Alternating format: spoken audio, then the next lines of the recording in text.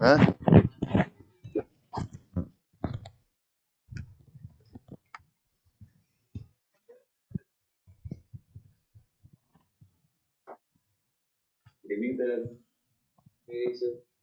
जय श्री कृष्णा, राधे राधे। कैसे हो बच्चों? बढ़िया बढ़िया, चलो। हाँ चलो। तो गुड इवनिंग। दिखाई दे रहा हूँ, सुनाई दे रहा हूँ अच्छे ढंग से? अच्छा, हाँ।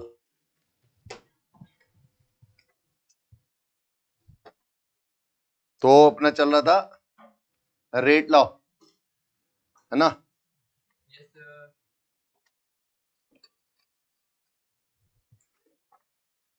Rate law and rate constant. Rate law में हमने क्या देखा था? Rate is directly proportional to A to the power A, B to the power b. अगर मैं लिख रहा हूं तो कोई जरूरी नहीं है कि ये reaction A of A plus B of B हो, है ना? ये रिएक्शन ऐसा हो सकती है कि अगर हमने यहां पर, ठीक है, हमने थ्योरी में आपको लिखाया तो इसको अपन स्मॉल एम कर देते हैं, इसको स्मॉल एन, ठीक है? तो reaction A of A plus B of B convert into C of C, ये रिएक्शन है। इस रिएक्शन का ये इक्वेशन एक्सपेरिमेंटल है या थियोरेटिकल है? हाँ, इस एक्सपेरिमेंटल इक्वेशन में आपके पास जो अमाउंट ऑफ सब्सटेंस है, उनकी जो पावर है, उन पावर को क्या बोलते हैं? ऑर्डर। ऑर्डर, ठीक है। और इन द, तो आप क्या कहेंगे कि यहां पर इस इक्वेशन में जो सम ऑफ द पावर्स हैं, ये m है और ये n है, तो m plus n is called as order of reaction. और ये तो प्रोपोर्शनल साइन को हटाते हैं तो इसको क्या बोलते हैं? The constant of proportionality k is known as rate constant और specific reaction rate and may be defined as the, इसको क्या, इसकी डेफिनेशन, एक मार्क्स का क्वेश्चन आ जाए तो क्या लिखोगे? This is the rate at unit concentration of reactant. Reactant, okay. अब k किस बात पर डिपेंड करता है? k रेट ही तो होती है, तो रेट किस बात पर डिपेंड करता है? Conversion of reactant into product इस बात पर डिपेंड करता है कि एक्सपेरिमेंटल कंडीशंस क्या है, कौन सा कैटलिस्ट है। कैटलिस्ट रेट ऑफ रिएक्शन को क्या कर देते हैं? चेंज कर देते हैं, तो के भी चेंज हो जाएगा कैटलिस्ट की प्रेजेंस में। टेम्परेचर कितना है? टेम्परेचर बढ़ा दोगे तो रेट ऑफ रिएक्शन पे इफेक्ट होगा। कैसा होगा उसको जानने के लिए देखेंगे effect of temperature last part of the chapter, ठीक है? और ऐसे ही यहां पर कैटलिस्ट हो गया, टेम्परेचर हो गया, इसलिए के की वैल्यू किस पे डिपेंड करेगी? डिपेंड्स ऑन द टेम्परेचर, ठीक है? And experiment condition.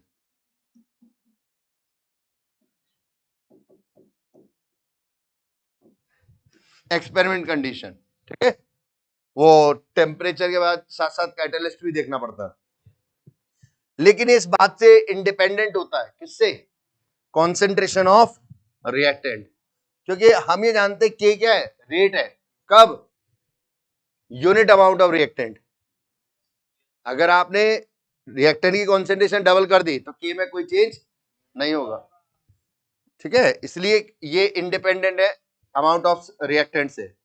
Eight a fix temperature, जब टेम्परेचर फिक्स कर दिया तो के क्या होगा? Constant. And is a characteristics of reaction, जब टेम्परेचर फिक्स कर दिया तो रिएक्शन अगर कांस्टेंट है तो के भी कांस्टेंट होगा। जितना ज्यादा के होगा उतना ही रेट ऑफ रिएक्शन ज्यादा होगी। तो क्या लिख रहे हैं? लार्जर द वैल्यू ऑफ के indicates the fast reaction. and small the K value indicates the slow reaction. तो K का फिजिकल मीनिंग समझ में आ गया?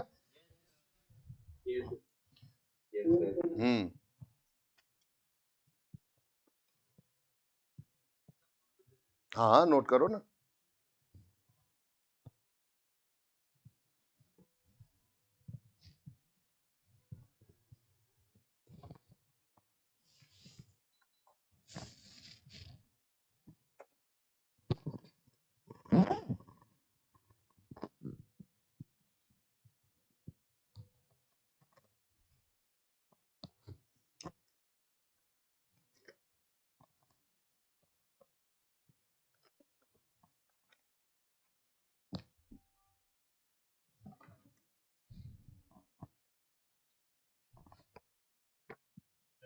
हम्म हम्म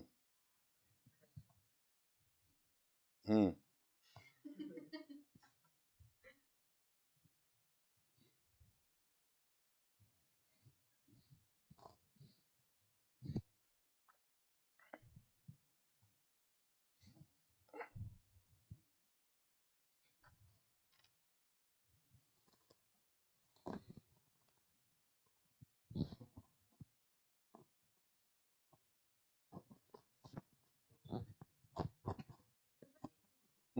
हो गया.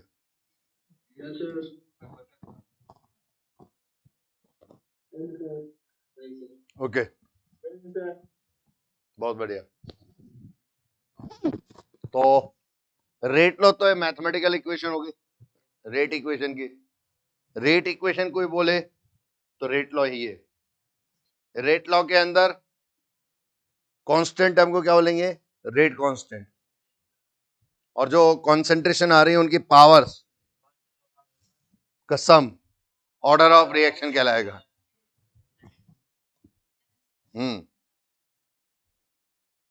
हमने लास्ट क्लास में क्या पढ़ा था? मॉलिक्यूलरिटी. क्या होता है molecularity? Sum of the reactants. हाँ sum of the reactants in balanced chemical reaction. It is always a not zero, never a fraction. Its value does not exceed 3. क्यों? क्योंकि it has no meaning for a complex reaction. Because ये statement गलत है. यहाँ पर ये बोला है कि इस स्टेटमेंट का मतलब it's value does not exceed 3. ये तो हमने लास्ट क्लास में पढ़ लिया था. 3 से ज्यादा मॉलिक्यूल में रेयर मतलब रिपल्शन फोर्स ज्यादा होता है. ये नोट नहीं करना है तो पढ़ा दिया मैंने. रिवीजन भी करवा रहा हूं एक तरह से. लेकिन यहां पर एक बात आई है, it has no meaning for complex reaction. तो सर कॉम्प्लेक्स रिएक्शन का मतलब होता है reaction contains more than one step. हाँ रिएक्शन which complete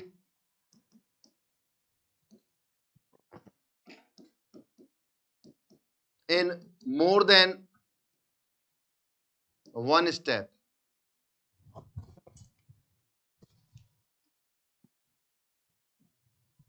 एक से ज्यादा स्टेप में जो कंप्लीट हो रही होगी वो कॉम्प्लेक्स रिएक्शन होगी बेटा.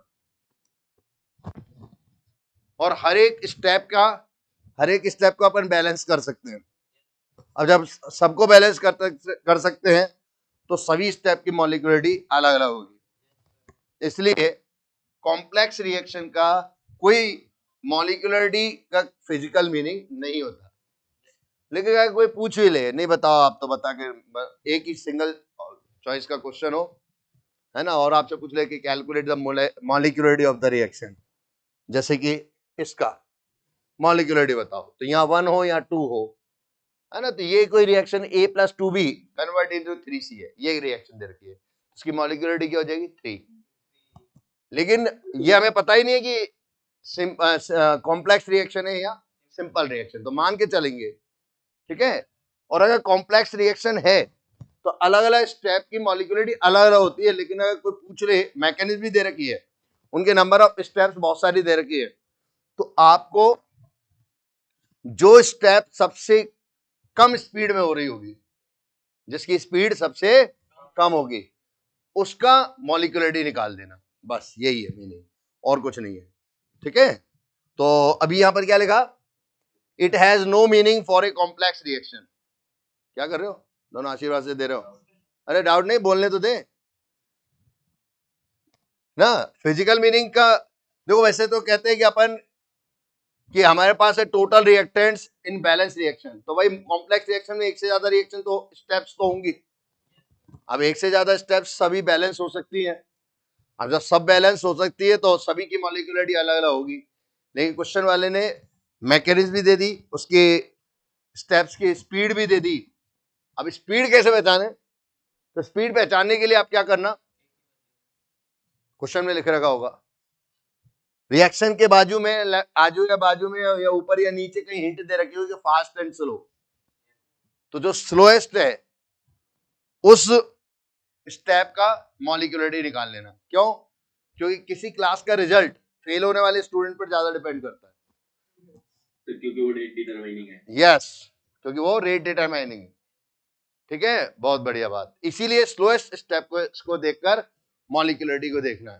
ठीक है, और स्लोएस्ट स्टेप कैसे देखेंगे, एक तो तरीका होगा, ब्रैकेट में कहीं लिखा होगा स्लोएस्ट लिखा होगा, स्लो या फास्ट ऐसा लिखा है, या फिर दूसरा तरीका, सर उनके के वैल्यू दे रखे होंगे अलग अलग रिएक्शन के, तो जिसका के वैल्यू सबसे कम होगा वो स्लोएस्ट स्टेप होगी।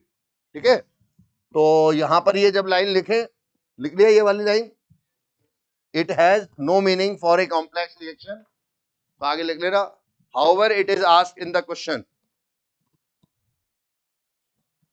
However it is asked in the question. इसका कोई फिजिकल मीनिंग नहीं है, लेकिन क्या कह रहे हैं, however it is asked in the question then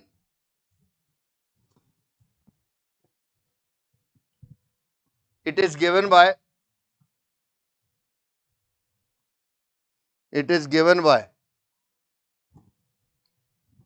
total reactants involved in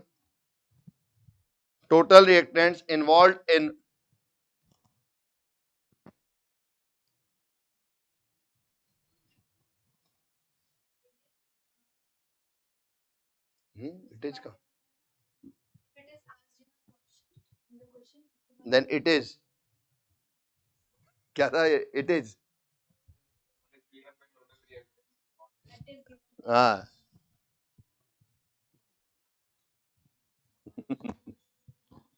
by slowest step in the mechanism या total reactants involved in the slowest step।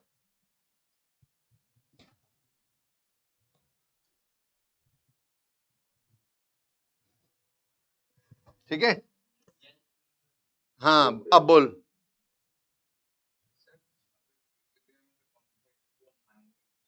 Equilibrium में फास्ट इक्विलिब्रियम होते हैं, स्लो तो होते ही नहीं है।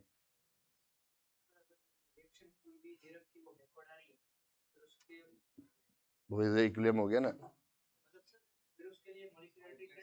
कुछ नहीं, फॉरवर्ड फॉरवर्ड हाँ फॉरवर्ड, ओ कप लाओ कप।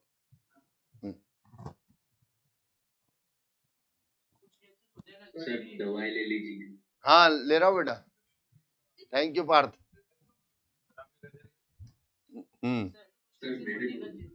अच्छा तूने बोला अग्निवा, हाँ क्या कह रहा है,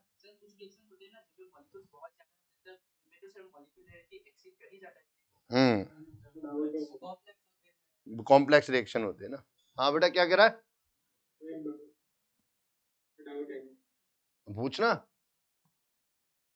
जैसे नाइट्रोजन प्लस 3 हाइड्रोजन में रिएक्शन की मॉलिक्यूलरिटी 4 हो जाएगी। हाँ लेकिन उसके मैकेनिज्म देखो, वैसे तो कोई आंसर देने की जरूरत नहीं है, क्योंकि इसकी मैकेनिज्म देखनी पड़ेगी कितने स्टेप में रिएक्शन हो रही है। अब तुमने बोल दिया है नाइट्रोजन और हाइड्रोजन की रिएक्शन वाला, तो हमें 4 लिखना पड़ेगा, मॉलिक्यूलरिटी 4 होगी। ठीक है पार्थ, क्लियर है?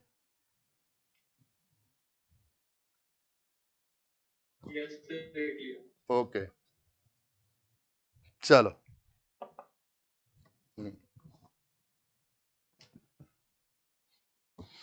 हम्म तो ऑर्डर ऑफ रिएक्शन के बारे में क्या कहानी थी? ये रिएक्शन, इसका रेट लॉ हमने लिखा a to the power m b to the power n. तो ऑर्डर क्या हो of reaction m plus n and the order with respect to a क्या हो गया बेटा? m एंड n क्या है बेटा? Order with respect to b. ठीक है, चलो अब इसमें ऑर्डर के बारे में अगर हम बात करें, ऑर्डर का प्रैक्टिकल पॉइंट क्या है? लिखो मत, पहले समझो. Order of reaction is obtained from the experimentally determined rate. ठीक है, थियोरेटिकल इक्वेशन से नहीं मिलेगा. और मॉलिक्यूलरिटी क्या मिलती है? थियोरेटिकल से. ये दोनों में डिफरेंस भी हो गया. And may be zero. क्या ऑर्डर जीरो हो सकता है? यस. क्या मॉलिक्यूलरिटी जीरो हो सकती है? No sir. जीरो हो जाए मजा आ जाए, रिएक्शन ही खत्म हो जाएगी, है ना. इंटीग्रल हो सकता है? Yes sir. फ्रैक्शनल हो सकता है? Yes sir. इमेजिनरी हो सकता है? No sir. हाँ, अगर मल्टी स्टेप रिएक्शन हो उसे क्या बोलते हैं? Complex reaction. Order of the reaction can be determined with the help of slowest step. हर एक स्टेप का ऑर्डर ऑफ रिएक्शन नहीं लिखा जाएगा.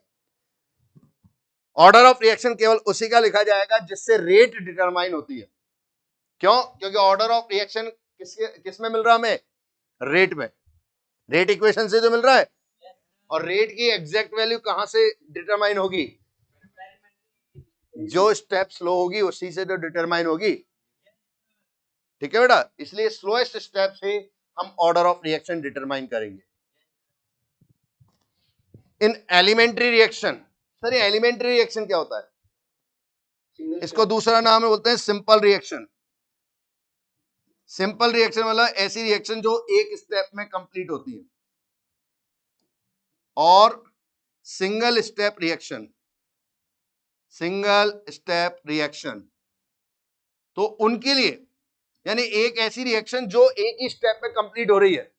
ठीक है, तो उसमें क्या होगा? कुछ ना कुछ तो मॉलिक्यूल होंगे. वही मॉलिक्यूल का जो सम होगा, रिएक्टेंट मॉलिक्यूल का जो सम होगा, वही उसकी मॉलिक्यूलरिटी होगी और वही उसका ऑर्डर होगा. इसलिए elementary reaction, zero order reaction नहीं होंगी. जीरो. क्या मैं स्टेटमेंट सही बोल रहा हूं? बिल्कुल सही बोल रहा हूं. क्यों? क्योंकि एलिमेंट्री रिएक्शन मतलब सिंगल स्टेप की रिएक्शन है, तो उसका ऑर्डर मॉलिक्यूलरिटी के बराबर है. और मॉलिक्यूलरिटी अगर जीरो हो गई तो ऑर्डर भी जीरो हो जाएगा. तो मॉलिक्यूलरिटी जीरो हो नहीं सकती सिंगल स्टेप रिएक्शन की, तो ऑर्डर ऑफ रिएक्शन जीरो नहीं हो सकता. हाँ, आपके पास में अगर कोई रिएक्शन दे रखी है कॉम्प्लेक्स रिएक्शन, तो आपके ऑर्डर ऑफ रिएक्शन किससे डिटरमाइन करोगे? स्लोएस्ट स्टेप से. ठीक है, तो इन elementary reaction mean simple reaction और single step reaction, stoichiometric coefficient of reactant is equal to the order of reaction. It hence m plus n की वैल्यू क्या हो जाएगी इस इक्वेशन में? a प्लस b के बराबर. हाँ बोल बेटा.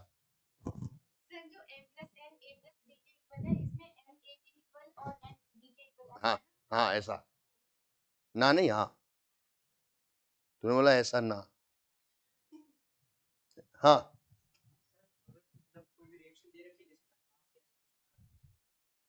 हाँ हाँ बोलना. हाँ हाँ, ऑर्डर के लिए तो अपन कुछ नहीं करेंगे. वो तो रेट निकालेंगे अपन. रेट उस अमाउंट ऑफ सब्सटेंस में कैसे डिपेंड करेगी. हाँ हाँ बिल्कुल. फिर तो नहीं कोई मल्टीप्लाई करने की जरूरत नहीं, फ्रैक्शन में हो सकती है ऑर्डर. अरे भाई दादा गुरु तो नहीं हो सकती, नहीं हो सकती, लेकिन अब क्या करें, कोई क्वेश्चन दे रहा है तो देना पड़ेगा जवाब. हालांकि अपन क्या है कि उस रिएक्शन को 2 से मल्टीप्लाई कर दो तो इंटीग्रल वैल्यू में चेंज हो जाएगा बेटा. ठीक है, नहीं सेम लाना. ठीक है,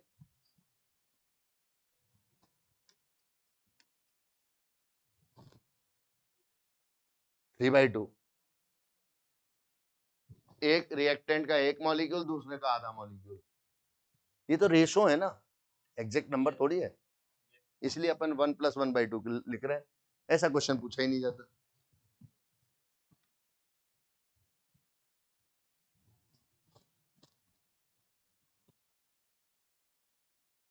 और हर्षल बढ़िया।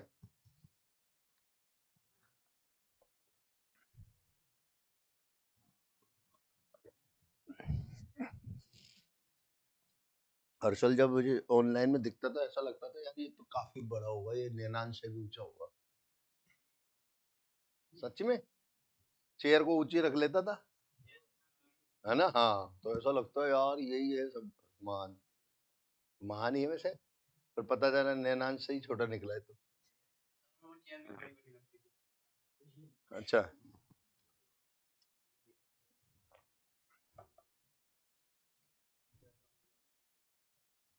हम्म।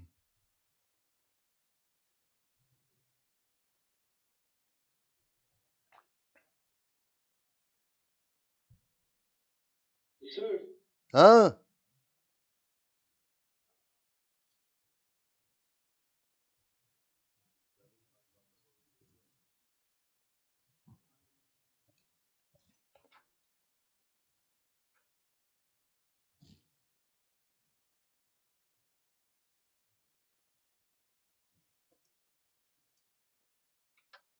हो गया।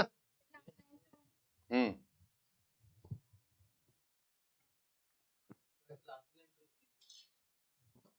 नहीं नहीं, अरे कहाँ लिखवा है determine with the help of slowest step. अच्छा मैं तो बताता ही रहता हूँ।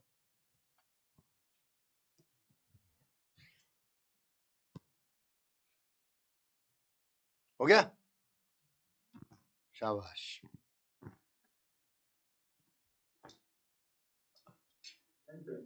हाँ तो आइए, अब क्वेश्चन बनता है difference between molecularity and order of reaction.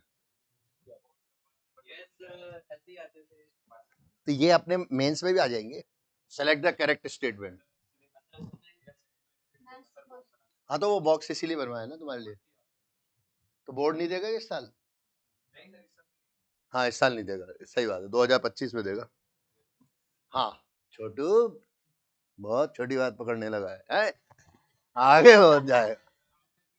हाँ हाँ बेटा, मॉलिक्यूलरिटी छोटे छोटे होते हैं। मॉलिक्यूलरिटी जो होती है वो कैन इधर भी जीरो जीरो नहीं हो सकती और फ्रैक्शनल नहीं हो सकती, ठीक है। लेकिन पहले सुन तो लो, लिखने पे ध्यान दे रहे हो।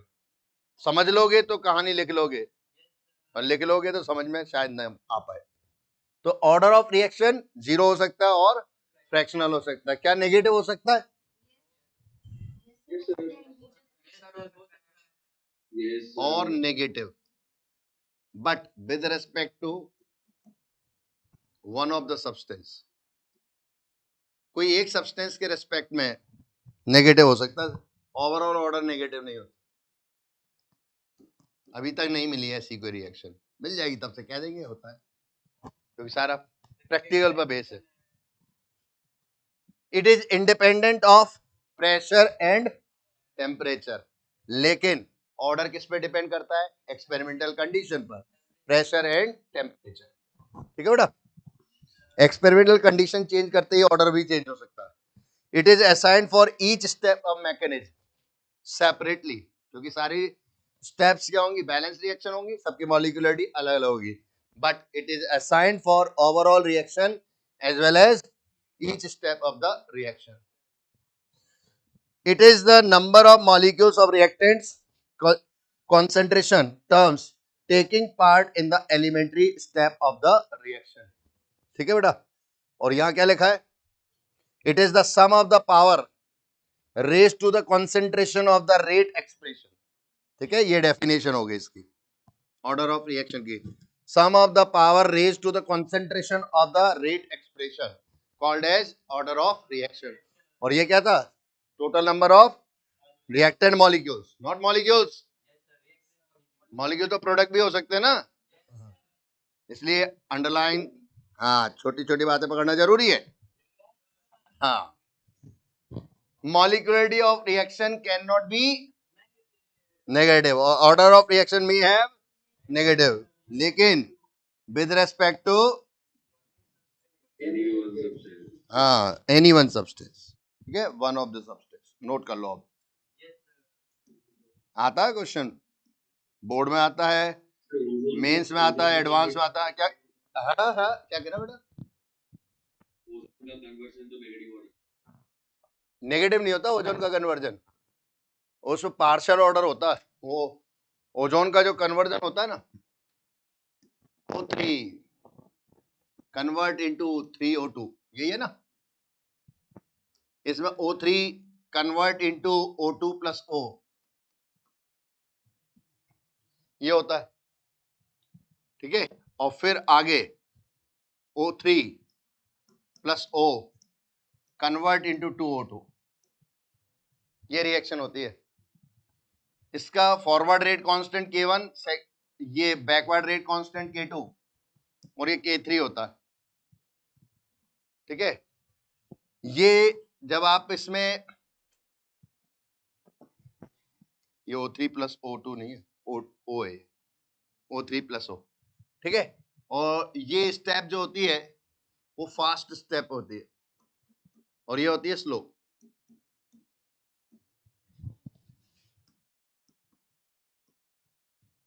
ठीक है। तो जब आप इसका रेट इक्वेशन लिखोगे तो रेट लॉ किससे लिखते हैं? हाथ से, और स्लोएस्ट स्टेप का यूज करते हुए। स्लोएस्ट स्टेप का रेट कांस्टेंट कौन सा है? कौन से? O3 and O। लेकिन रेट लॉ वो होता है जिसमें लेफ्ट हैंड साइड पर रेट हो और राइट हैंड साइड पर स्टेबल सब्सटेंस हो। क्या OS स्टेबल है?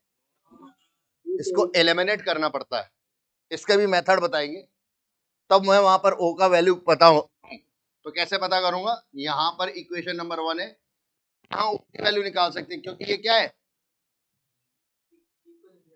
इक्विलिब्रियम। हाँ हाँ, लेकिन ये इक्विलिब्रियम में रिवर्सिबल है तो इक्विलिब्रियम आएगा ही किसी ना किसी समय पर। तो जब इक्विलिब्रियम आएगा तो उसको इक्विलिब्रियम कांस्टेंट क्या होगा? तो वो K1 अपॉन K2 होगा बेटा, और K1 अपॉन K2 की वैल्यू क्या हो जाएगी? Concentration of O2 into concentration of O divided by concentration of O3, ठीक है। चलो यहां से इस इक्वेशन से कॉन्सेंट्रेशन ऑफ O कैलकुलेट कर लो, K1 upon K2 into concentration of O3 upon concentration of O2, this is the equation number 1। अब equation number 2 और इक्वेशन नंबर 1 में 2 से 1 में पुट कर दो value, 2 in 1, equation 2 in equation 1, then we get music. O को यहां रखा, R equal to K1 K3 upon K2, concentration of O3 square, concentration of O2 the power -1 upon O2 था ना, ये टेंशन में आगे कहां गया O2, तो ऊपर चला गया O2। हाँ, तो इस तरह से आपने देखा यहां पर जो ओवरऑल ऑर्डर है, order of reaction is equal to 2 - 1 equal to 1। तो नेगेटिव ऑर्डर ऑक्सीजन के रिस्पेक्ट में, -1 is the order with respect to oxygen and +2 order with respect to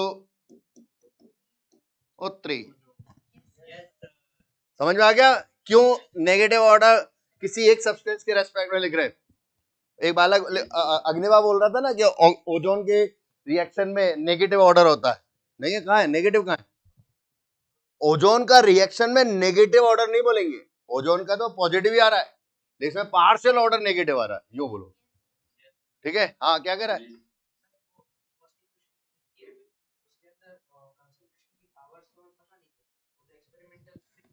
तो जब स्लो स्टेप होता है ना उसी को यूज करते हैं एज इट इज।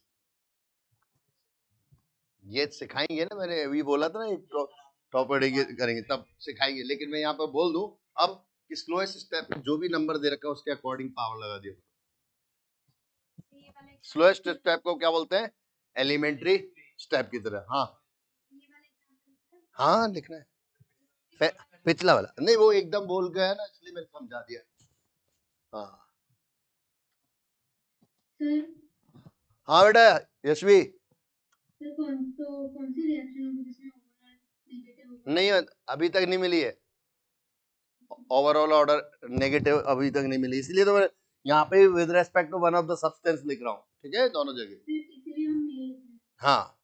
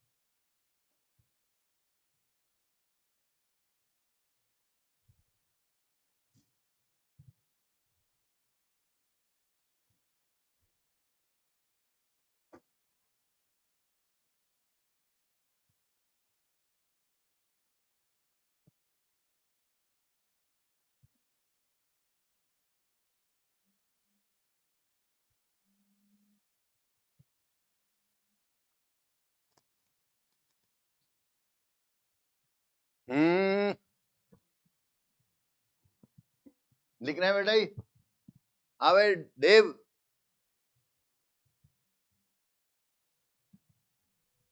देव सो गया? Yes sir. हाँ यस सर कह रहा है, सो गया। आपने बुलाया तो नहीं बुलाया नहीं मैंने, अच्छा मैंने बुलाया तो उठ गया तू? नहीं सर, सो रहा था लेकर आ। हाँ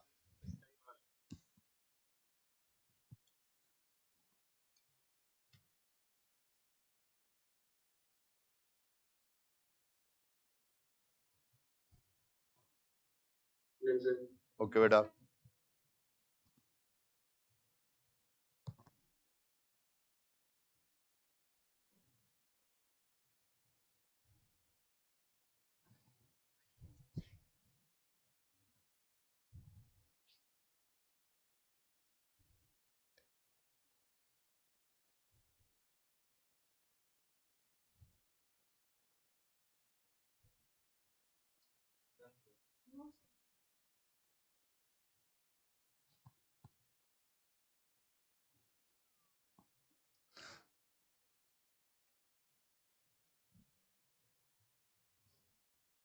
कभी कभी ऐसा मन करता।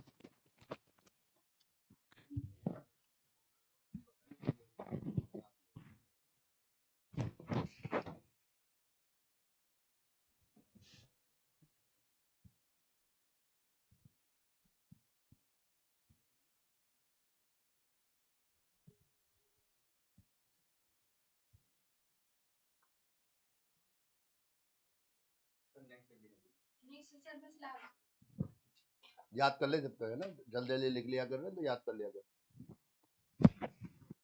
ताकि घर पर थ्योरी रटने की जरूरत नहीं पड़ेगी, है ना।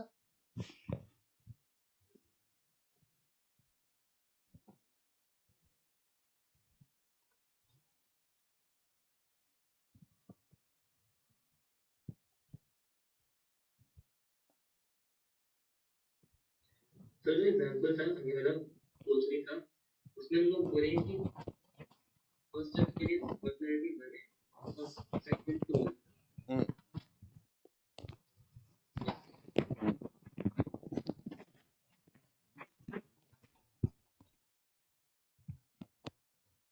हाँ जी फिफ्थ पॉइंट चल रहा है बेटा। हम्म हम्म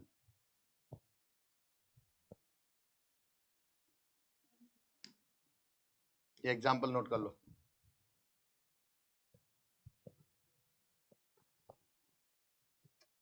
इसका मेथड अपन बताएंगे, है ना, मैकेनिज्म से कैसे ऑर्डर डिटरमाइन करते हैं।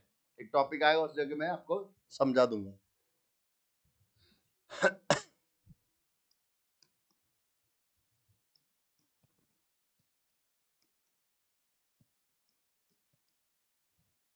ये जो बीच में जो रिएक्शंस होंगी हमें दी हुई होंगी।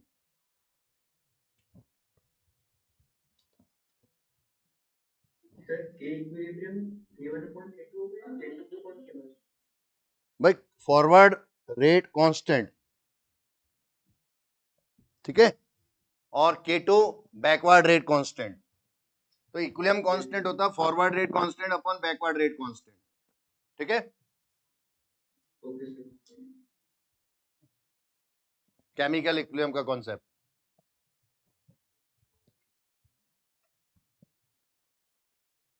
क्लियर है भाई, जिसने पूछा क्वेश्चन? Yes sir. हाँ बोल।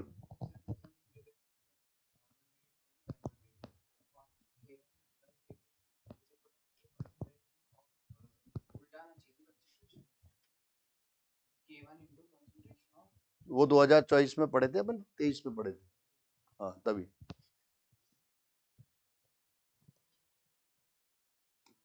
फिर सेकंड रिएक्शन में मॉलिक्यूलरिटी ज्यादा है इसलिए उसको सेकेंड रिएक्शन में मॉलिक्यूलरिटी ज्यादा है, हाँ इसलिए स्लो है, सही कह रही है, बिल्कुल सही। कुछ रीजन ये भी है, ठीक है। हाँ बेटा Harshal, K1 concentration of O3 क्या हो कहलाएगा ये? Rate in forward direction. Equilibrium state पर रेट इन बैकवर्ड डायरेक्शन के बराबर होगा। रेट इन बैकवर्ड डायरेक्शन क्या होगा? K2 concentration of O2 into O, ठीक है। तेरा ध्यान किधर, मैं इधर हूं। K2 का इधर डिवाइड किया, O3 का इधर डिवाइड किया, तो K1 by K2 equal to K equilibrium. और खूब याद दिलाया था मैंने तुम्हें, ध्यान रखना इक्विलिब्रियम कांस्टेंट के टाइम पर इक्विलिब्रियम कांस्टेंट क्या लिखते हैं? KF upon KB। और वैसे अमाउंट के फॉर्म में कैसे लिखते हैं? प्रोडक्ट का अमाउंट अपॉन रिएक्टेंट का अमाउंट।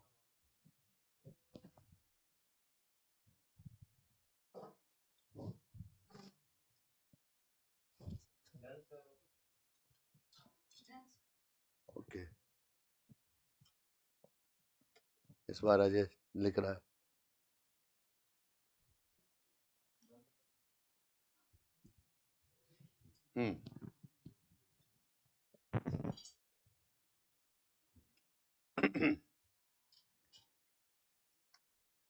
तो अपने पास, अब बताओ रेट लॉ और रेट कांस्टेंट में क्या डिफरेंस है? हाँ, रेट लॉ और रेट कांस्टेंट में क्या डिफरेंस है आदित्य?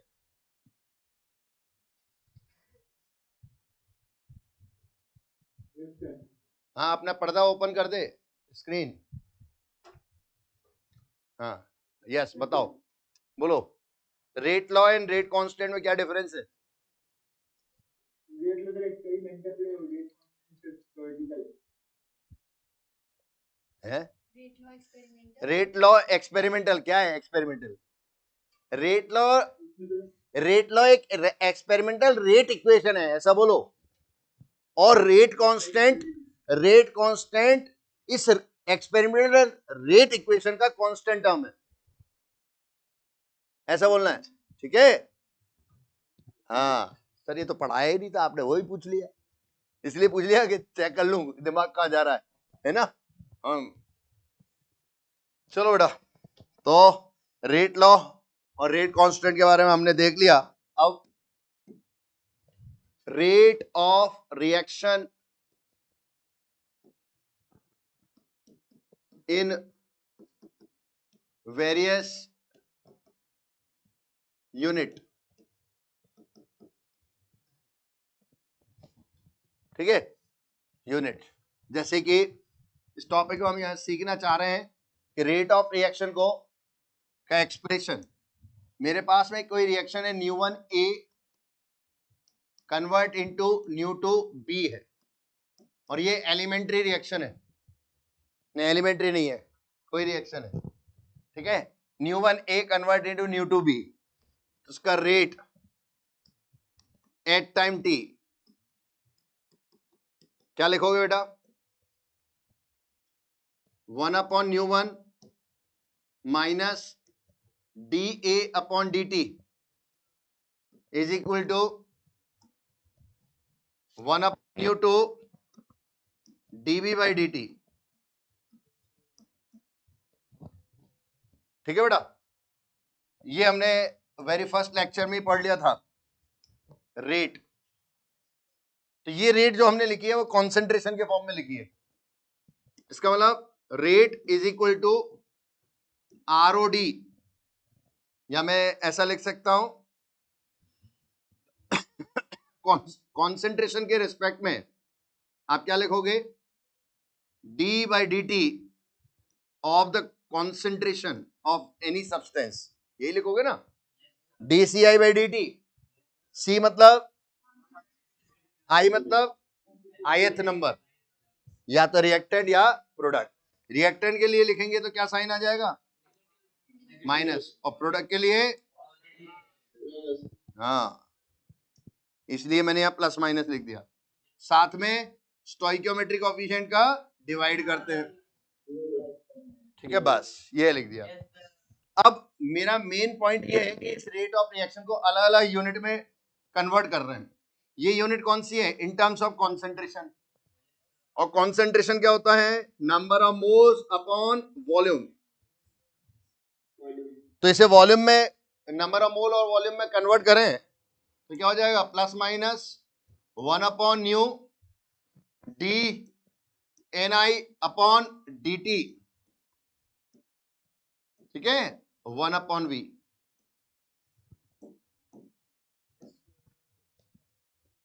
हमने v को बाहर निकाल लिया, क्यों? वॉल्यूम कांस्टेंट मान लिया। if volume constant then Ci equal to Ni upon V, तो V को बाहर निकाल लिया भैया, तो dNi by dt। तो मैं ये कह सकता हूं ये वाली रेट, इसकी यूनिट क्या होगी? मोल पर यूनिट टाइम, मोल टाइम इनवर्स। ठीक है, और इस V को इधर ले जाओ। तो अगर क्वेश्चन में rate of the reaction concentration के टर्म में दे रखी है तो उस रेट को हम मोल में कन्वर्ट कर सकते हैं। कैसे? उस रेट को, कॉन्सेंट्रेशन वाले रेट को वॉल्यूम से मल्टीप्लाई कर देंगे। यस और नो? ओके, रुको रुको रुको। अगर कोई गैस सब्सटेंस हो, गैस ही है सब्सटेंस, मुझे बताओ कॉन्सेंट्रेशन प्रेशर से कैसे रिलेट होता है? ऐसे सोच रहे हो? PV equal to NRT. तो एन अपॉन वी क्या होता है? कॉन्सेंट्रेशन। तो P I upon R T is equal to C आई।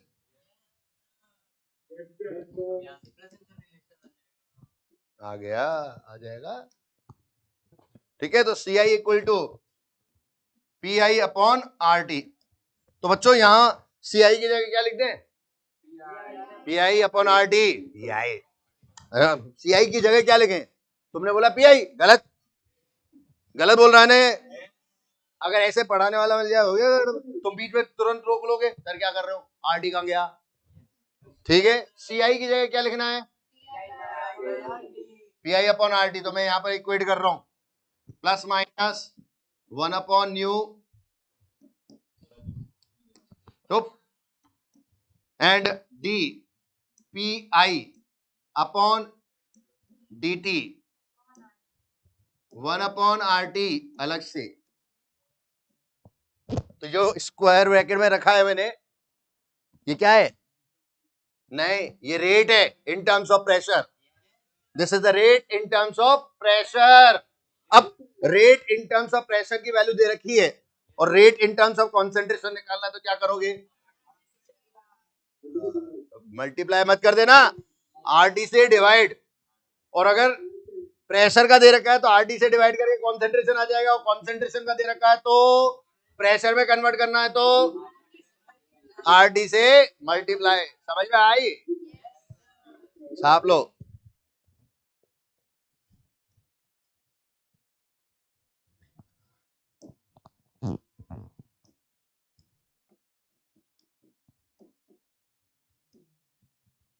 नहीं नहीं भाई,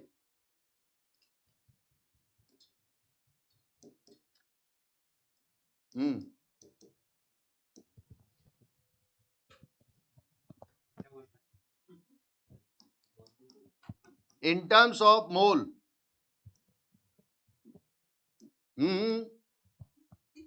और ये है इन टर्म्स ऑफ प्रेशर। हाँ यशु, हाल चाल तेरे? यशवर्धन, सॉरी, अरे इन टर्म्स ऑफ मोल कह रहा हूँ। बढ़िया है ना बेटा? चल बढ़िया चल रहा है यार, 3 घंटे नहीं पढ़ा पा रहा हूँ।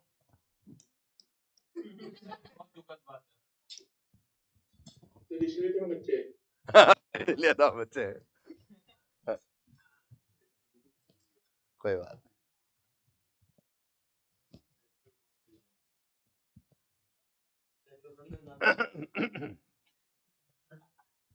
इस पूरी इक्वेशन से अपना पूरा क्वेश्चन हो गया।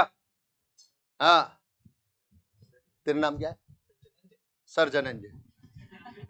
सर धनंजय बताएगा अभी कि अगर मोल के टर्म में रेट दे रखी है और प्रेशर के टर्म में निकालना है तो क्या करेगा?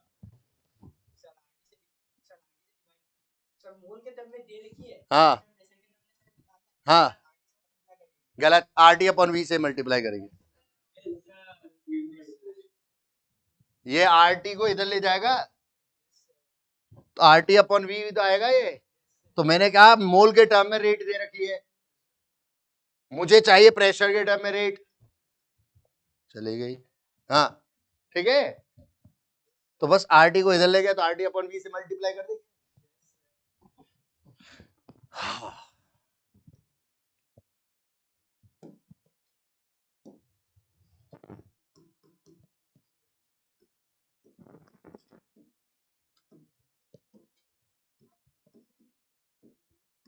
अगर किसी रिएक्शन में फिजिकल स्टेट नहीं दे रखी हो ना, तो मान के चलना होमोजेनियस गैसियस रिएक्शन है।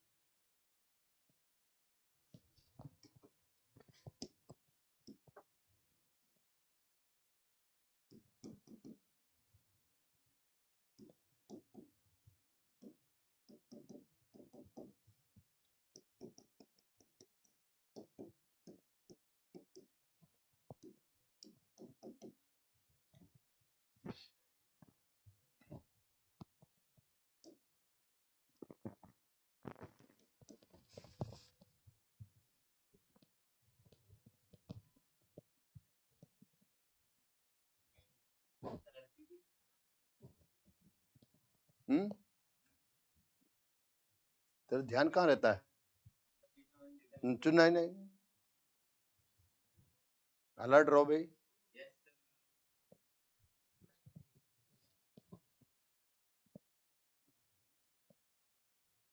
तीन क्वेश्चन, 2 मिनट का टाइम है।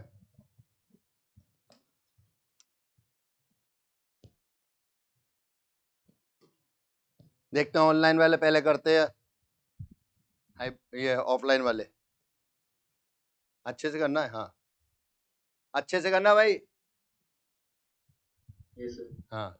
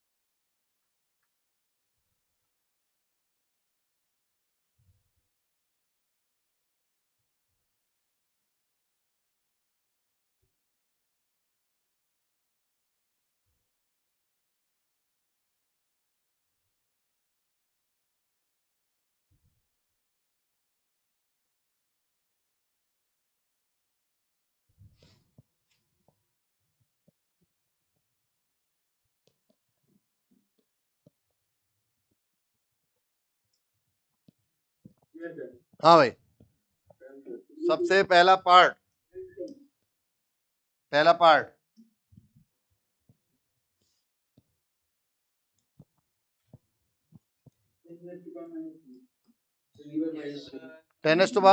आ रहा है, आरओडी दे रखा है, वो मोल पर लीटर में दे रखा है। ओ दुनिया का सबसे easy question, rate equal to ROD of A divided by 1, ठीक है। तो 2 इंटू 10⁻³ ठीक है, मोल पर मिनट, यही आंसर, यही जो रेट है, रेट ऑफ रिएक्शन होगी। लेकिन हमें मोलैरिटी में चाहिए, तो क्या करें मोलैरिटी में लाने के लिए, वॉल्यूम से डिवाइड। तो 2 into 10⁻³ divided by 2, then mole per litre. हाँ चलो, सबका आंसर आ गया होगा। हाँ जी, बहुत बढ़िया। अब है आरओडी ऑफ बी। तो आरओडी ऑफ बी कैलकुलेट करने के लिए आरओडी ऑफ ए और आरओडी ऑफ बी में क्या रिलेशन है, डबल। ये डबल आ रहा है ना, इसका वाला हाफ कर दो इसका। इस रेट ऑफ डिसअपीयरेंस ऑफ ए का डबल करेंगे तब बी आएगा कि नहीं, तो इसका डबल कर दो। और नहीं टेंशन में आ रहे हो तो ऐसे कर लो, आरओडी ऑफ बी अपॉन 2 ऐसे। मैं तो मोल कॉन्सेप्ट से डायरेक्ट कर रहा था, स्टोइकियोमेट्री से। तो आरओडी हमें चाहिए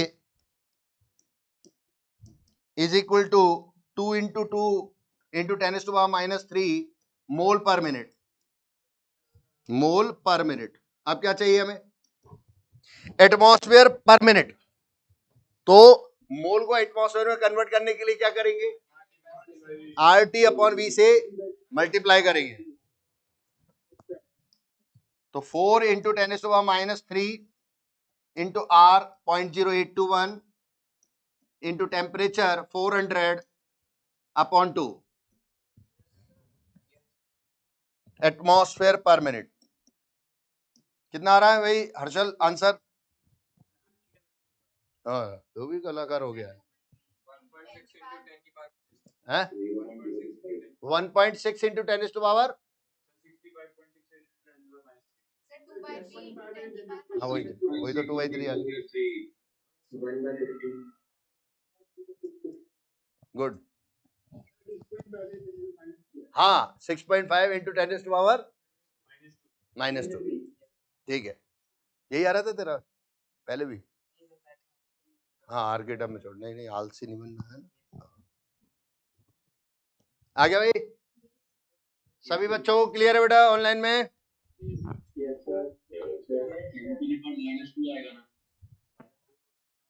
-2 तो बोला है यार। 6.6 इंटू 10⁻² होगा। हाँ चलेगा, अरे चलेगा, काहे टेंशन नहीं लेगा, हाँ चलेगा अगली बार। हाँ हाँ भाई, थर्ड पार्ट।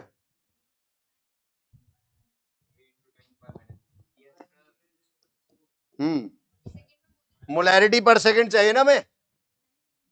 हाँ ओके ओके, मोलैरिटी पर सेकंड में चाहिए तो पहले रेट ऑफ रिएक्शन मोलैरिटी पर मिनट में था अपने पास, है ना, या फिर इससे देख लो R equal to ROD of A divided by 1 equal to ROF of C upon 3 से मल्टीप्लाई कर दें तो ROF of C is equal to 6 into 10⁻³ मोल,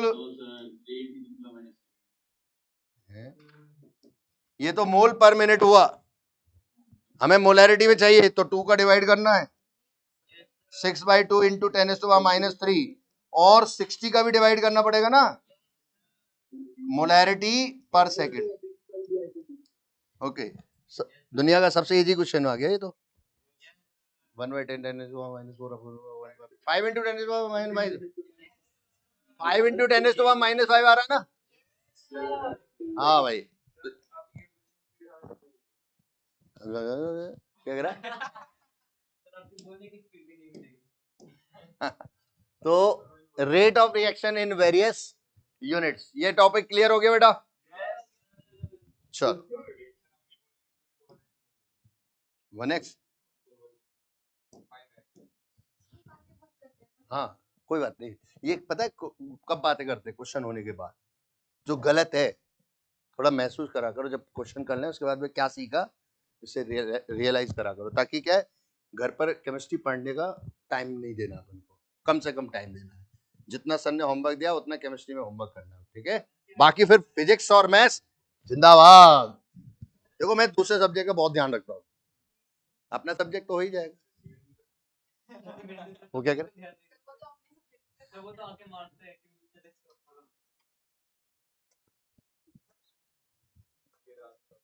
नहीं नहीं बताई जाती है, सब पता रहती है।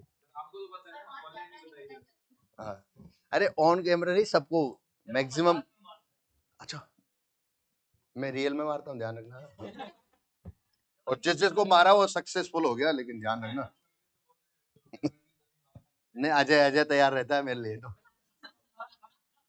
ठीक है। रेट ऑफ रिएक्शन हो गया, सबको समझ में आ गया। अब ले रहे हैं हम बेटा, बातचीत नहीं, rate constant, rate constant of reaction, rate constant of reaction, इसको रिप्रेजेंट करेंगे KR से, ठीक है। रेट कांस्टेंट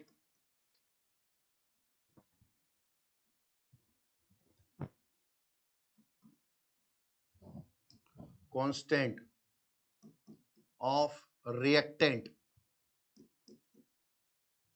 रिएक्टेंट क्या होता है, डिसअपियर होता है, और रेट कांस्टेंट कहां से मिलता है, रेट इक्वेशन से।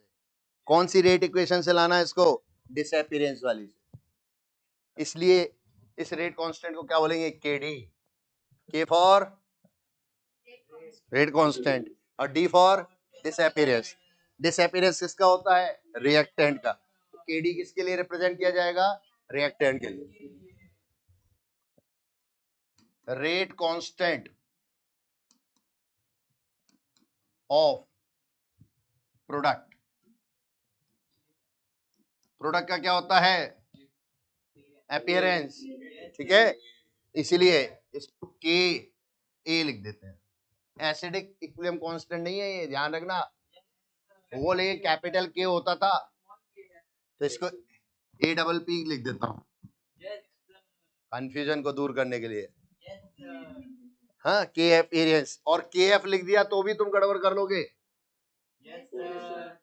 Rate constant in forward direction, तुम्हारा कोई भरोसा नहीं है। हाँ हाँ हाँ कुछ भी कर सकते तुम। ये अपने पास क्या कह रहे हैं,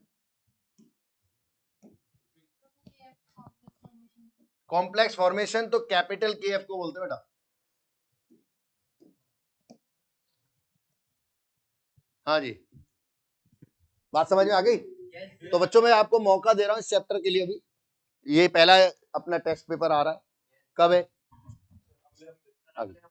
तो उसमें ये काइनेटिक्स का मेन पार्ट रहेगा अपने सिलेबस में। आपको मैं मौका दे रहा हूँ, ठीक है, फिर मैं नेक्स्ट क्लास से आपको 11th के लिए क्लास के लिए होमवर्क देना स्टार्ट करूंगा। ये भले ही वो आपने कर रखा हो, फिर से करना है, ठीक है, फिर से करना है, ऐसे ही रिवीजन होगा, वरना तो रिवीजन नहीं करोगे, क्योंकि मुझे पूरा विश्वास है आज ये चौथा लेक्चर है ना। अरे बोलो, मुझे पूरा विश्वास है आज ये तीसरा लेक्चर है, चौथा है, तीसरा है ना। इन पिछले 3 दिन में या पिछले 2 दिन में तुमने 11th क्लास का चैप्टर पढ़ा नहीं होगा। सबकी बात कर रहा हूँ, सबकी बात कर रहा हूँ। केवल 1-2 पढ़ लें, 2 दिन पढ़ लिए, तीसरे दिन सर तो कह नहीं रहे, क्यों पढ़े? अपना मन कहना चाहिए। इसलिए मैं आपको कभी ये नहीं कहता हूँ इतना मेरा होमवर्क, मेरा सब्जेक्ट क्यों नहीं कर रहे हो, मेरा, तुम अपने आप ही परेशान होने लग जाओगे। फिर उस समय कहोगे सर आपकी प्रॉब्लम नहीं है, सर फिजिकल केमिस्ट्री की प्रॉब्लम है। आपके समय तो समझ में आ रही थी, जैसे आप निकले, गई चिड़िया उड़, तोता उड़, सब्जेक्ट उड़। क्यों? क्योंकि घर पे तुमने रिवीजन नहीं किया। अपने मन से होना चाहिए सबका। तो नेक्स्ट क्लास से मैंने देख लिया तुम नहीं कर रहे। कुछ 4-5 दिन पहले भी बोला था, बनाया, सॉल्यूशन बनाना चालू कर दिया। चलो इतना थोड़ा सा डी एक्सचेंज हुआ है ना। अब थोड़ा सा क्या है कि अब मैं रोजाना बोला करूंगा, उसके अकॉर्डिंग करके तैयार रखो, ठीक है। चलो हाँ जी, तो ये मैंने अलग अलग तरीके के आपको रेट कांस्टेंट का रिप्रेजेंटेशन लिखा है। तो अब इनका आपस में क्या रिलेशन होता है? इनका आपस में रिलेशन वैसे ही होता है जैसे रेट ऑफ रिएक्शन का होता है। जैसे रेट ऑफ रिएक्शन को कैसे लिखते हैं? ROD of the reactant divided by stoichiometric coefficient of reactant, ये लिखते हैं ना। और ROF of product upon stoichiometric coefficient of product.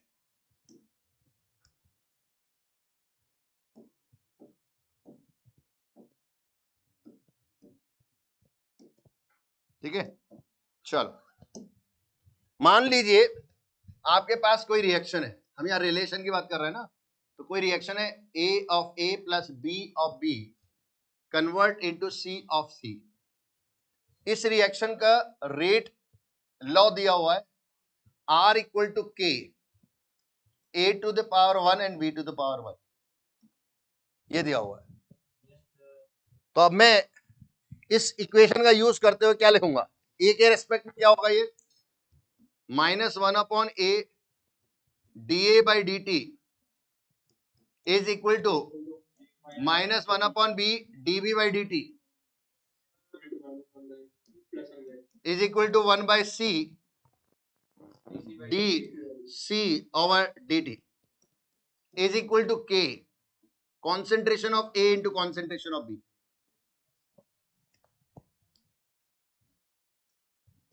ये क्या हो गया? ये भी रेट लॉ है, लेकिन यहां रेट लॉ में क्या हो गया?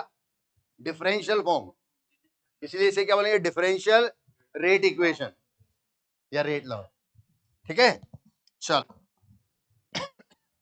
ये वाली यहां पर मैं माइनस DA बाई DT अगर लिखना चाहूंगा तो वो क्या हो जाएगा बेटा? A into K concentration of A into concentration of B minus DB by DT लिखना चाहूंगा तो क्या जो मैं लिख रहा हूं सही है? देखो तो सही।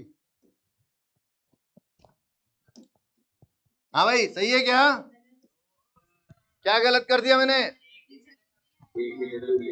हाँ, देखते जाओ ताकि तुम्हारी नींद दूर होती रहे। हाँ, मेरी क्लास में नींद नहीं आती है? झूठ बोलते हो। अच्छा कोई बात नहीं। dC by dt equal to C into K concentration of A into concentration of B।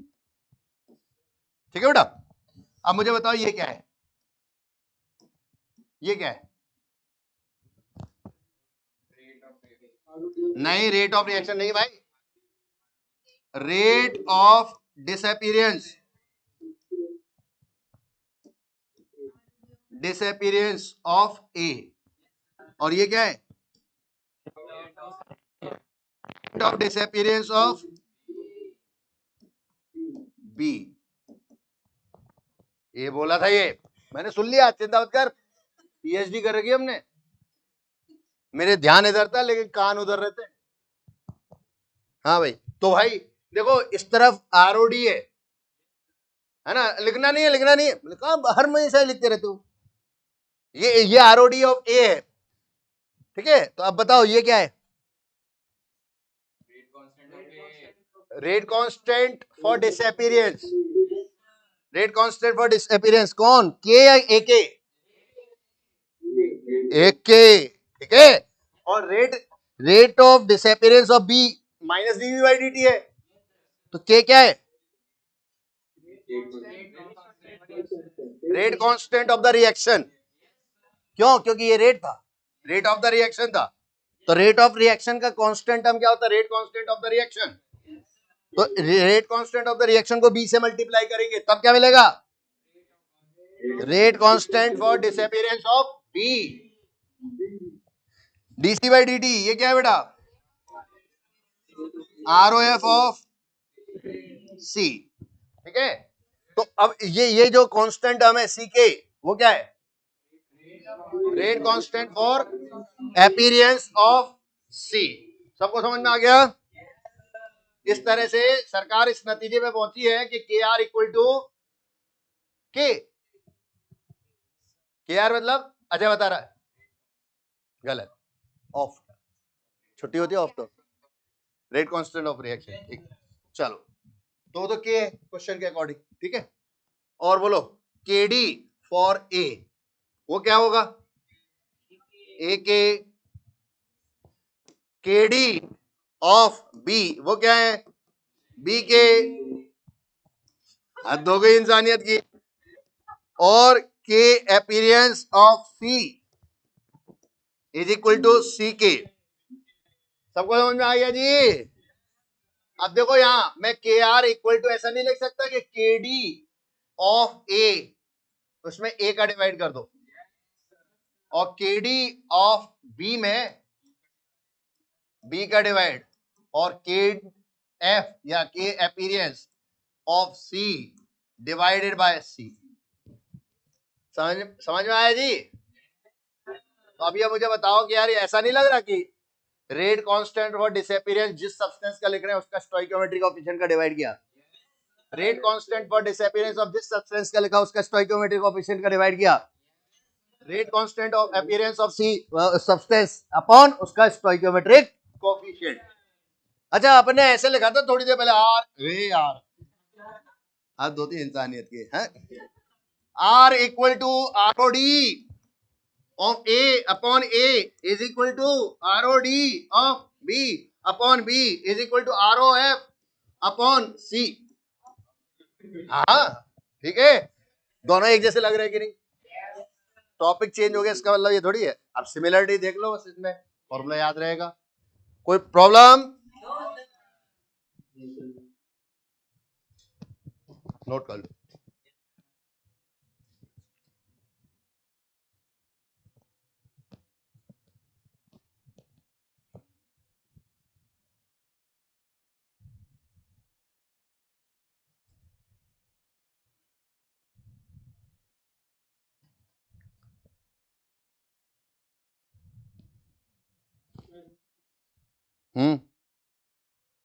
तो इसमें ए इंटू के क्या हुआ? ए इंटू के, यस ये हो गया बेटा rate constant for disappearance of A, ठीक है। यस बी के क्या हो जाएगा? Rate constant for disappearance of B, C into k rate constant for appearance of सी।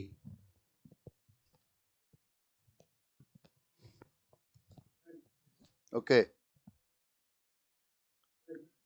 हाँ बोल।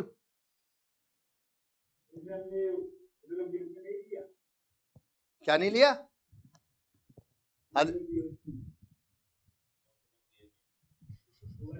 हाँ वो मैंने बोला कि सब कुछ क्वेश्चन में दे रखा है, ये गिवन है। एलिमेंट्री होता था जो ये लिखे हुए ढक्कन, उनको भी लिखना पड़ता।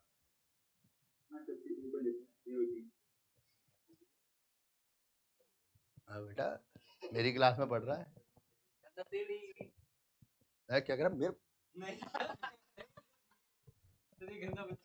सर नशेड़ी वर्णित। ठीक है बेटा, चलो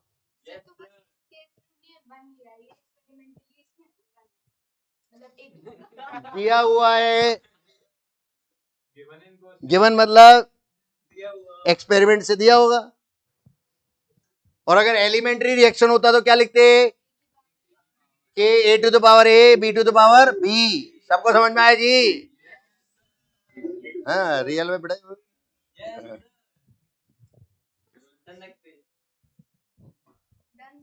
नहीं वो लिख रहा हो गया।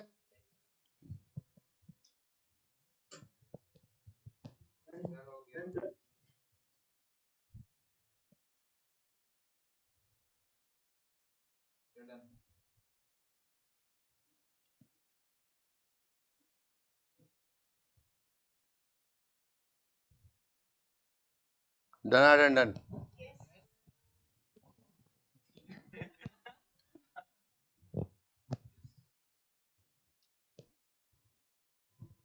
नोट कर ले। हाँ ये पहले लिख लिया। ओके। रेट कांस्टेंट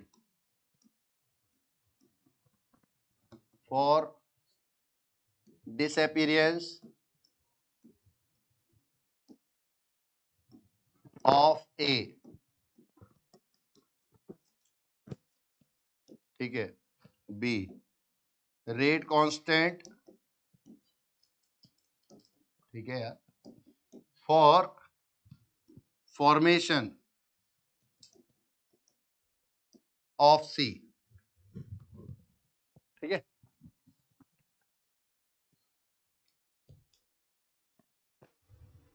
सबने नोट कर लिया बेटा?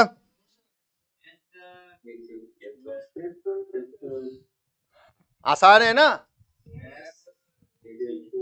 अगर रिवीजन नहीं करते हैं तो बिगड़ जाता। तो अभी तो रिवीजन करने की जरूरत नहीं इस चैप्टर की, ठीक है। वो तो है क्या, सबसे ज्यादा पिछले चैप्टर जो चले गए ना उनको ध्यान रखो। हाँ जी।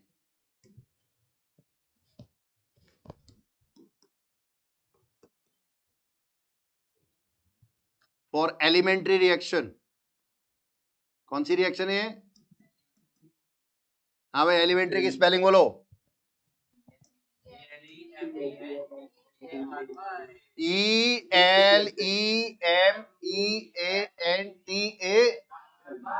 एलिमेंट्री।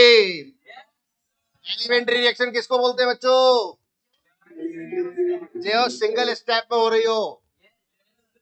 सपोज ये लिखा हुआ है A plus 2B convert into 3C, तो बताओ बच्चों माइनस dB बाई dt आपके पास क्या हो जाएगा इसका?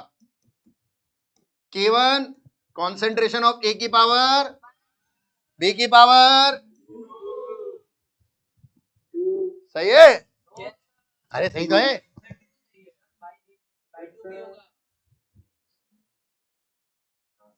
बाई 2 होगा। मुझे पता था तुम दोनों नशेड़ी हो। अरे मैं डीवी बाई तुम्हें यार अगर मैं 1/2 लिख भी दूंगा तो क्या हो जाएगा यार, 2 का डिवाइड कर दूंगा। इसमें कोई चेंज होगा क्या? क्या मैंने के रेट कांस्टेंट ऑफ रिएक्शन लिखा? चंपक।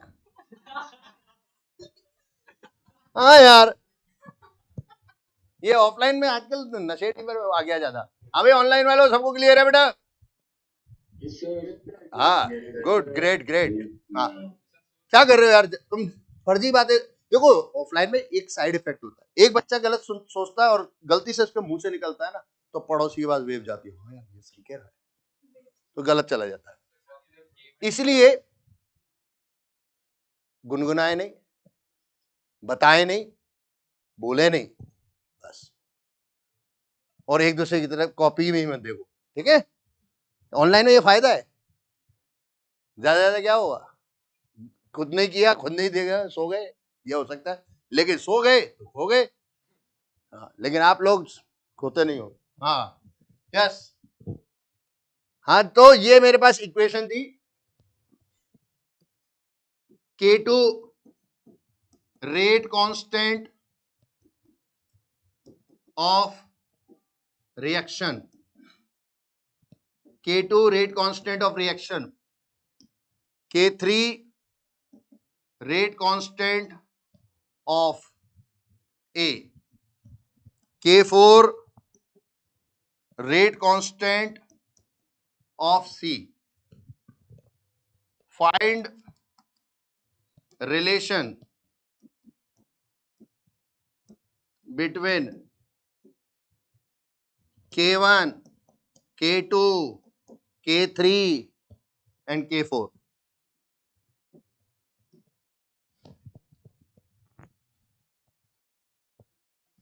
ये बोर्ड का भी क्वेश्चन है और मेंस का भी क्वेश्चन है। बोर्ड के फॉर्म में तो कॉपी में लिखो, मेंस के फॉर्म में कंक्लूजन याद रखो। ओके बेटा,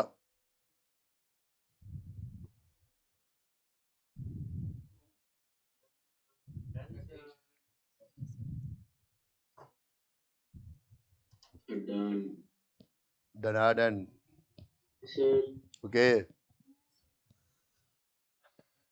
पता चलेगा तू क्या गलती कर रहा था? हैं? तू सोच रहा था कि मैं रेट लिख रहा हूं, ये मैंने minus DV by D t लिखा। तो बच्चों यहाँ minus DV by D t को क्या बोलेंगे सब बताओ? आरओडी ऑफ बी। K1 क्या होगा?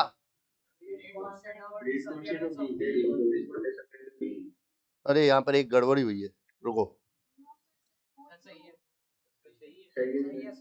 एक मिनट रुको। हाँ सही है, सही है, सही है, बिल्कुल सही है। ये मैं इसको बी पढ़ रहा हूँ खुद ही, ये लिखा है। हाँ संगति का असर पड़ता ही है।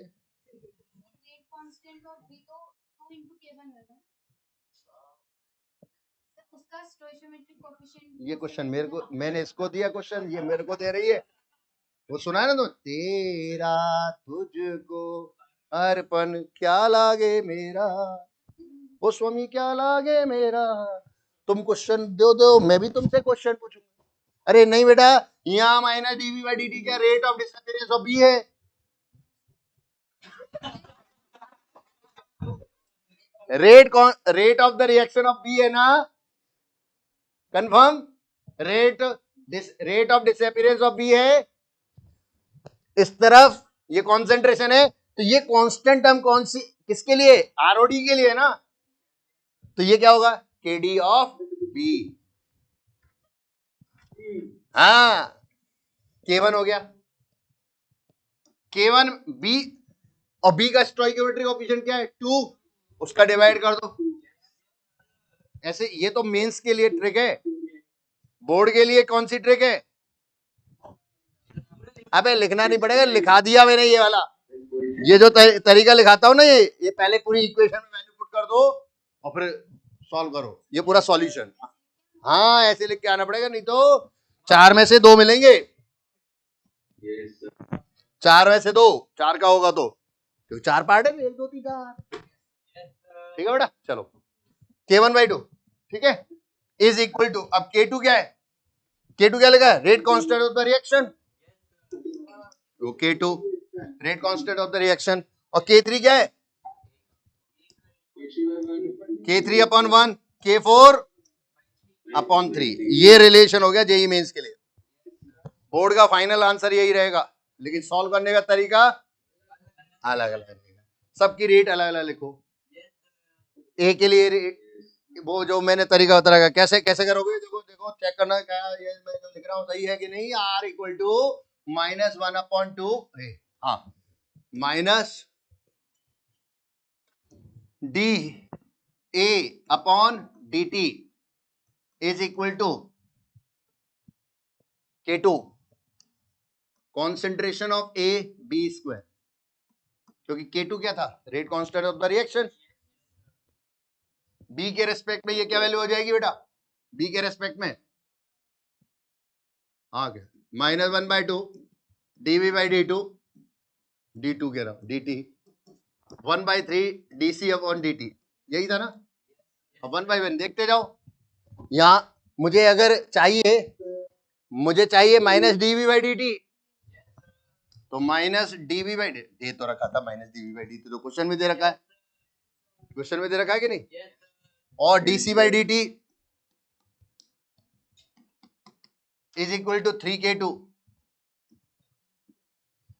है, है? दूर लिया, अरे वो तो फाइन कर लिया, वो तो मेंस के लिए था, बोर्ड पे कैसे लिखना है।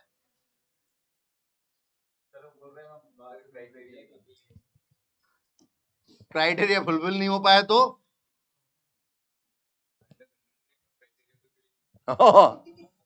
होता है कई बार। नहीं, शुभ शुभ तो बोलने से थोड़ी काम चलता है, शुभ शुभ करो। Dv by D t minus DV by D t equal to 2K2 A B square, ठीक है। अच्छा, और के लिए minus d A by D t है ये, ठीक है बेटा। तो के आर की वैल्यू क्या होगी बेटा, K2, और ए के रेस्पेक्ट में रेट क्या है, रेट कांस्टेंट ए के रेस्पेक्ट में K3 है, K2 और K3 बराबर आएगा कि नहीं आएगा। देखो हमारा आ रहा था बराबर, K2 इक्वल टू K3, इतनी सारी डबल। हाँ बेटा, अब K4 किसके लिए था, C के लिए, तो क्या करे भाई,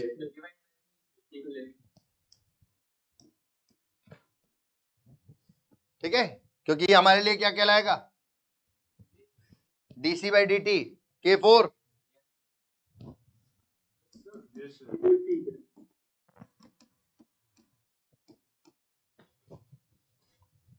ठीक है। इस तरह से अब थोड़ी मेहनत करोगे उतने मार्क्स आएंगे बोर्ड के लिए, मेंस में तो कर लोगे तुम। हाँ और क्या, ठीक है चलो एक सेकंड, कहाँ गए K1, एक मिनट, K1 किसका है ये देख लें।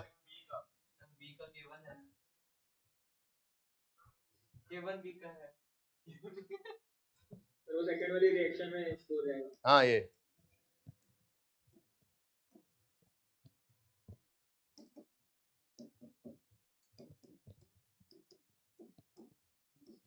बेटा ज्यादा हंसी में जाके मूड में मत रहो।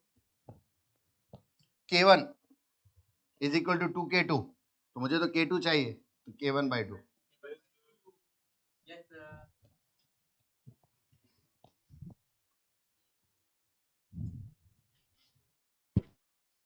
ठीक है बेटा। चले आगे,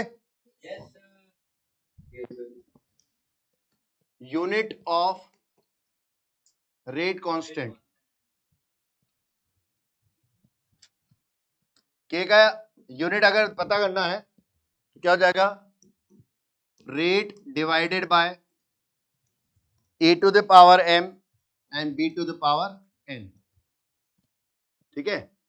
और आपके पास में m और n नहीं लिखना चाहें तो ये यहां पर मैंने इस बार नंबर चेंज कर दिया, A to the power alpha और b to the power beta. क्या है अल्फा, कुछ भी क्या होता है, वो कह रहा है कुछ भी, order with respect to A, and beta क्या है, हाँ ऑर्डर क्या होते हैं, नंबर, नंबर होते हैं बेटा, है ना।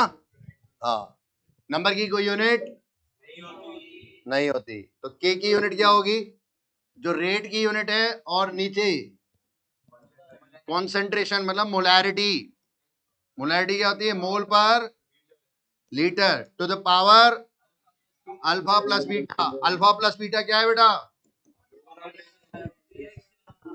Order of reaction.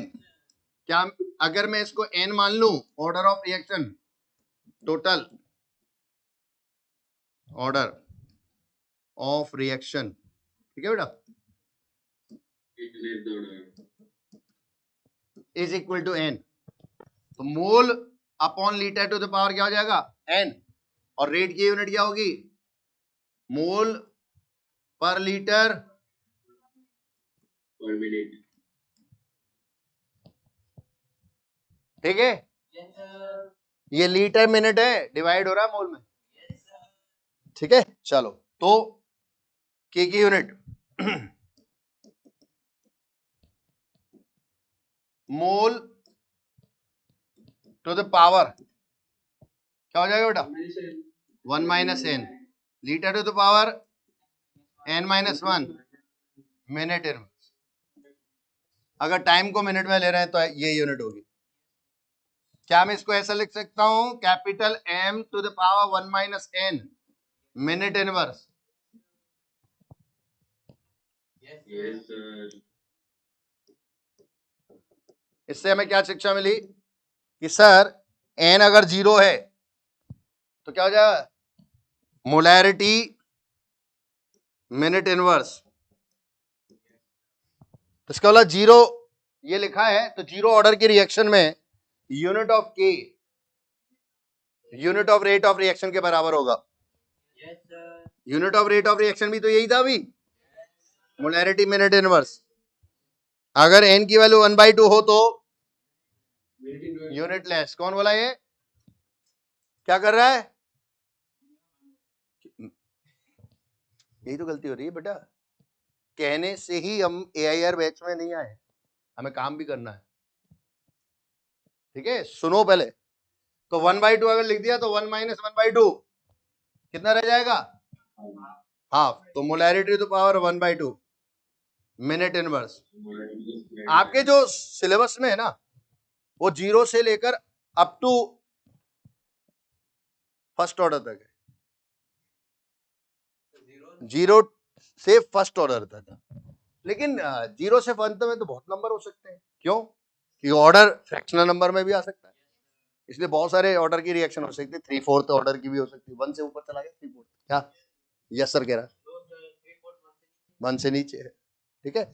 लेकिन मैं nth ऑर्डर तक लेके जाऊंगा, 1 से ऊपर भी लेके जाऊंगा, क्यों, उसका कहानी जानेंगे बाद में। n की वैल्यू अगर 1 हो, फर्स्ट ऑर्डर इक्वेशन हो, तो अब यहां पर मोलैरिटी तो पावर क्या हो जाएगी, 0 मिनट इनवर्स, यस सर। ठीक है, मिनट इनवर्स। तो इससे क्या शिक्षा मिलती है कि unit of rate constant order पर डिपेंड कर रहा है, और यूनिट ऑफ रेट ऑर्डर पर डिपेंड नहीं कर रहा। यूनिट ऑफ रेट किस बात पर डिपेंड कर रहा है, कि टाइम की यूनिट क्या है और अमाउंट ऑफ सब्सटेंस की यूनिट क्या है, इन दोनों बातों पर डिपेंड कर रहा है, ठीक है। तो इस तरह से हमारे पास ये एक और तरीका आ जाएगा जब हम पढ़ेंगे कि ऑर्डर ऑफ रिएक्शन कैसे निकालते हैं। उसका एक तरीका यही होता है, यूनिट ऑफ के से। क्वेश्चन में कई बार के की वैल्यू दे दी जाती है, उसकी यूनिट दे दी जाती है, और बहुत सारे ऑर्डर के हम पढ़ेंगे कैरेक्टरिस्टिक्स, जो अब अगला आने वाला टॉपिक है, तो उसमें बच्चे गड़बड़ कर लेते हैं कि सर ऑर्डर तो लिखा ही नहीं है, कैसे पहचानूं। तो यार यूनिट ऑफ के दे तो रखा है, उससे पहचान ले। और कई बार स्टेटमेंट लिखा रहता है, एक रिएक्शन ऐसी हो रही है कि उसकी unit of rate of reaction equal to unit of rate constant है, और उसके बारे में क्वेश्चन पूछता वो, तो कौन से ऑर्डर की रिएक्शन होगी, 0 ऑर्डर रिएक्शन, ठीक है बेटा, ओके। अब बात आती है कि सर इंटीग्रेटेड रेट लॉ क्या होता है। अभी मैंने थोड़ी देर पहले जिक्र किया था differential rate law. Differential rate law आपने क्या बोला था, इंस्टेंटेनियस रेट के लिए लिखा था -1/a dA/dt equal to -1/v dV/dt equal to 1/c dC/dt equal to k concentration की पावर समथिंग। हेलो बच्चों, सबको क्लियर है, हाँ ना, ओके। तो अब इसमें आपके पास वहां पर डी की फॉर्म आ रही थी, डिफरेंशियल फॉर्म आ रही थी, उस डिफरेंशियल फॉर्म का इंटीग्रेशन करने के बाद जो रिजल्ट आता है उसे बोलते हैं इंटीग्रेटेड रेट इक्वेशन। इंटीग्रेशन करेंगे तब जो रिजल्ट आएगा उसको बोलेंगे integrated rate equation. Differential rate law, rate equal to dx/dt, या समझ में आ गया dx/dt कहां से आया, is equal to K concentration to the power N. Express the dependence of the rate of the reaction on concentration of reactants.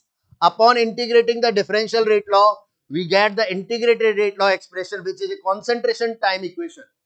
जो कि आपको क्या मिलेगा? Concentration time equation. ठीक है? From which we can calculate concentration at any time t. हम इस integrated equation को क्यों कैलकुलेट कर रहे हैं? क्योंकि हम जानना चाहते हैं किसी समय पर रिएक्टेंट कितना रिएक्ट होगा, प्रोडक्ट कितना बनेगा और कितना रिएक्टेंट बचेगा.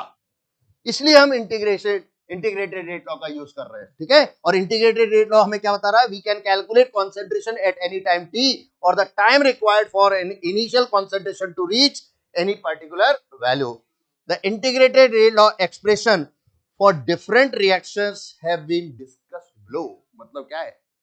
आगे जो आने वाला है वो हम डिस्कस करने जा रहे हैं. ठीक है? तब तक नोट करें.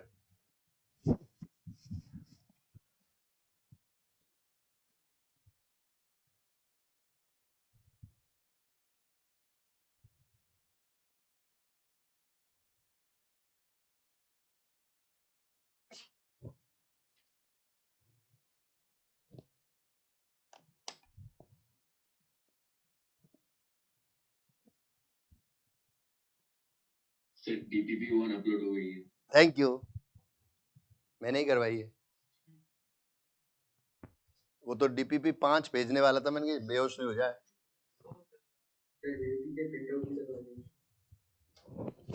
नहीं, लेकिन बाद में देंगे. जोर का झटका हौले हौले लगे. हाँ बेटा, ये डीपीपी प्रैक्टिस शीट इन सब का प्रिंट आउट निकालना है. लास्ट ईयर तुम कैसे करते थे? ये ऑनलाइन में बच्चे क्या प्रिंट आउट भी निकाल सकते हैं, अगर सुविधा हो तो उससे कर लो, नहीं तो लैपटॉप से ही देख के कर सकते हो. ठीक है? और अच्छे ढंग से उससे तो रिवीजन की प्रॉब्लम होगी. लैपटॉप पर मतलब वो लिखना पड़ेगा. नहीं लिखना है. ये तो गलत बात है. तुम हार्ड कॉपी पे मत करा करो, ये सॉल्यूशन वगैरह मत लिखा करो, नहीं तो फिर रिवीजन नहीं होता सही ढंग से. सही बताऊं, जो भी क्वेश्चन आपको मिलते हैं ना प्रैक्टिस के लिए, उन क्वेश्चन को सॉल्यूशन रजिस्टर में ही सही ढंग से सॉल्व किया करो. और जिन क्वेश्चन में आपने पहली बार गलती की है उन क्वेश्चन को स्टार बना लिया करो. किस में स्टार बनाओगे? लैपटॉप में स्टार बना लो, पीडीएफ में कर सकते हो कि नहीं, है ना? या फिर अपने हार्ड कॉपी है तो उसे स्टार बनाओ, लेकिन उसका हिंट मत लिखो. अगर आपने हिंट लिखा पेपर पर तो आपके माइंड पर कभी हिंट नहीं आएगा, क्योंकि माइंड को सहारा मिल जाएगा अगर आपने पेपर पे लिख दिया है. क्या सहारा मिलेगा एग्जाम टाइम पे? अरे सॉल्यूशन तो लिखे हुए, देख देख के चली जाता हूँ. ठीक है? तेरे को देखे चली और इनको देखे जाता हूँ. ठीक है बेटा? तो समझे कि आप प्रैक्टिस शीट हो या कोई भी क्वेश्चन हो, आप पहले सॉल्यूशन रजिस्टर बनाए प्रॉपर, उसमें लिखें, और जिन क्वेश्चन में पहली बार में डाउट आया है उन क्वेश्चन को स्टार बना लें, और उन क्वेश्चन को भी स्टार बनाए जो क्वेश्चन तुमसे तो हो गए लेकिन बाकी बच्चों से नहीं हुए थे, क्लास में वो डिस्कशन हुए थे, उनको भी स्टार बना लो. क्यों? क्योंकि कई बार जब आप घर पर सॉल्व करते हो तो तुम्हारा माइंड एक्टिव होता है, तो वो क्वेश्चन हो जाता है, तुम्हें पता नहीं चलता उस समय की न जाकर, और तुम्हारे माइंड की स्पीड तुम्हें खुद को नहीं पता चलती है, तुमसे हो जाता है. 15 दिन बाद वही क्वेश्चन शायद ना हो तो नहीं होता है, ऐसे नहीं बोलते, शायद ना हो तो. इसलिए कई बार क्वेश्चन जो दूसरों के डाउट होते हैं उनको भी स्टार बना लिया करो, उनको टेस्ट पेपर से पहले रिवाइज करके जाए. और वो एक ओरिएंटेशन में एक बात बोली, गलतियों का खजाना. ठीक है? उसको भी तैयार करना है. इस टेस्ट नहीं, अभी तो 11th की गलतियां हैं वो लिखो, क्यों करे अगले टेस्ट से गलतियां करेगा. जो लास्ट ईयर मैंने वो जो बोला उसका मतलब ही नहीं समझ में आया. 11th में जो टेस्ट दिए थे उनमें क्या क्या गलतियां की थी, हर सब्जेक्ट के अलग अलग बनाना, उनको लिख लेना, ताकि वो गलतियां याद रहेंगी कि ये तो नहीं करनी है ना? हो गया? तो आगे की क्लास में क्या पढ़ने जा रहे हैं ये हमने यहां पर छोड़ दिया, यही पढ़ने जा रहे हैं. Integrated rate law, different order of reaction के बारे में पढ़ेंगे, और हम पढ़ेंगे डिफरेंट ऑर्डर ऑफ रिएक्शन की कैरेक्टरिस्टिक, क्या चारित्रिक विशेषता है, जिससे हम क्वेश्चन आसानी से एडवांस के क्वेश्चन कर सकते हैं। ठीक है बेटा, ये सब पढ़ेंगे नेक्स्ट क्लास में। ओके ठीक है बेटा, तो आज हमने जो पढ़ा सबको क्लियर हो गया बेटा? क्या क्या पढ़ा आज हमने? Molecularity and order of reaction का difference, rate law rate constant में डिफरेंस, और क्या पढ़ा? रेट कांस्टेंट का रिलेशन और rate of reaction in various term, ये सब पढ़े थे। पार्थ कुछ कहना चाह रहे हो बेटा? कौन सी वाली? वो जो लास्ट चल रही थी? ओके बेटा। सर ये सब क्वेश्चंस आज कर दिए। क्या कह रहे हो बेटा? जो डीपीपी नंबर 1 है उसके बारे में बात कर रहे हो ना? नहीं नहीं, वो आएंगी नहीं तुम्हारे पास, चिंता मत करो। आती तो वही नहीं, पहली बार पढ़ रहा है इसमें। नहीं बोला, बोला नहीं है वो बेटा, अच्छे अच्छे जवाब दे रहा वो, मैं पहचान रहा हूँ बालक को। हाँ वो शाबाश, मैं सबके साथ हूँ। हाँ भाई, हाँ सबका साथ सबका विकास है। हाँ ये रहा, हाँ ये इसको ये वाली देखनी थी, देख ले भाई। कौन सी? यही देखनी थी? नहीं मैंने कहीं और लिख दिया होगा, मैंने कहीं और लिख दिया होगा। नहीं ऊपर है, ऊपर ऊपर लिखा हुआ। हे प्रभु, हाँ नोट्स ही देख लेगा वैसे, लेकिन लो भाई। ठीक है बेटा, जय श्री कृष्णा, राधे राधे बेटा।